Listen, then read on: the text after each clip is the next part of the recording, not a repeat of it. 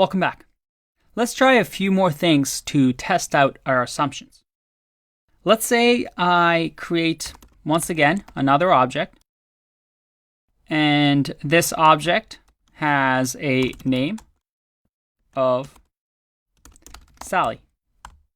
Now, if I do object.hasOwnProperty, and I do Sally or name in here, I get true because we have it as our own property. That makes sense. But if I do something like hasOwnProperty, well, I get false because object itself doesn't have this as its own property. It has this as a property up the prototype chain. What about a function? And this gets interesting because let's say I have a function called a, and it's an empty function. If I do a dot hasOwnProperty, and I say, well, remember what I said, all functions have call, apply, and bind, right? If I do, let's say, call, I get false. What if I do bind? Nope, false for that. What about, let's say, apply? Nope, not for that. What about name? Remember how I said name is an optional field for a function? Well, yep. Remember, functions are objects, and a has a name, right? A dot name is, well, name. The name of the function is a itself. But our call and apply are not as part of the property. You see, this diagram that I showed you initially, where a function is a special type of object. It's a callable object where we have code that can be invoked. We have an optional name field, as we just saw. And we also have properties that we can add to the function because, well, it's an object. And then I told you that we have call, apply, and bind as properties. Technically, this wasn't 100% correct because these properties aren't exactly on the multiply by 5 function. Instead, where do you think it is? Well, it's up here. It's up the prototype chain. And don't worry, I'll explain this diagram a little bit better. But let's try this. With a, or let's change this now to multiply by 5. So I'm going to create a function, multiply by 5, that takes a number. And this number will, well, return num times 5. So multiply by 5, if I go up the prototype chain, we'll have our function, our base function that all functions get created from. Remember, we've created a function from this base function over here. And now this base function, I can capture it by right-clicking and saying store as global variable as temp1. If I do temp1 dot properties, I see all these properties that comes with this function. I have apply, bind, call. I have length. I have name, because remember, the name is, well, it's an empty name. It's the base function with no name. But I have all these properties and methods on it. And up the prototype chain, you can see object over here. I also have hasOwnProperty, is prototype of, property is enumerable, just like we have it up there in our diagram. So that's actually what's happening here. When we do multiply by 5, we have our proto property that links up to the function. And this function over here has the call, apply, and bind.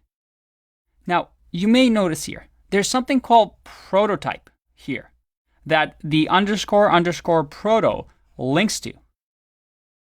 And once again, underscore proto links to prototype.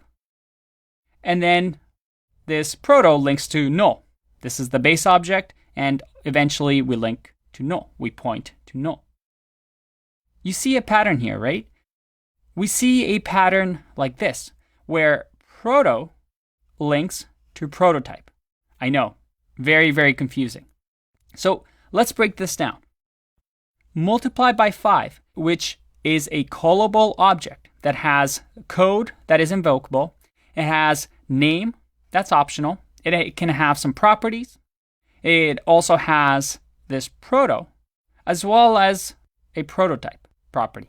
And that proto links up to this function, which once again is a callable object, a special type of object that has its own code.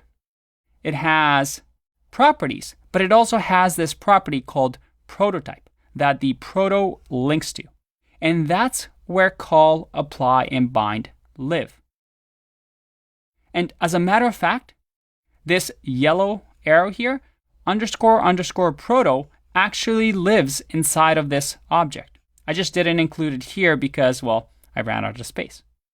So, does your brain hurt yet? Let's test out our assumption. Let's go back to this diagram and test what I just told you. Multiply by 5 dot __ proto should point to that base function. Let's clear this first. So let's try that again. We'll do multiply by 5 dot __ proto, which is a pointer. It points to the function dot prototype. So I get this native function. So the native function is function dot prototype. This is the same because multiply by 5 __ proto points to the prototype function dot prototype. Still confused? Let's try this. What if I do object dot prototype? Well, I get this base object that we kept seeing everywhere. It's the prototype property of the object.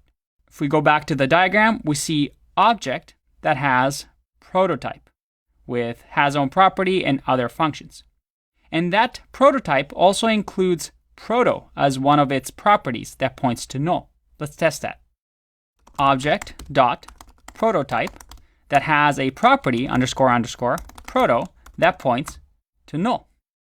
Again, I don't think JavaScript did a great job naming these things because it is confusing, but remember this diagram. Proto is simply a reference or a pointer to up the chain prototype object. Let's test this out with an array. If I create an array, let's say array, that is an empty array, and this array dot has own property, well, does this array have its own property map? Nope, it doesn't. Remember, we're being efficient with our memory. Map functions should live only in one location in memory, up the prototype chain with the base array. So instead, over here, let's do array. It'll be the same thing. In here, if I do __ proto, which is the property, does that have own property map? And if we do array dot prototype, well, we get the base array. And if I do array dot __ proto, we get the base array. So array.proto is pointing to the father, array.prototype. To review, arrays and functions are objects in JavaScript. Multiply by 5 is a special type of object that is a callable object that instead of having call and apply and bind directly as its properties, it uses prototypal inheritance to actually inherit from the base function. And the key here is that proto points to the prototype up the chain. And keep in mind that this proto property actually lives on the prototype. I know, very extremely confusing. But this way, we're able to be efficient with our memory. We're able to use the map function or the for each functions on an array. Just write them once instead of just copying those same methods and properties all over the place. All right, let's take a break and explore some more in the next video. I'll see you in the next one.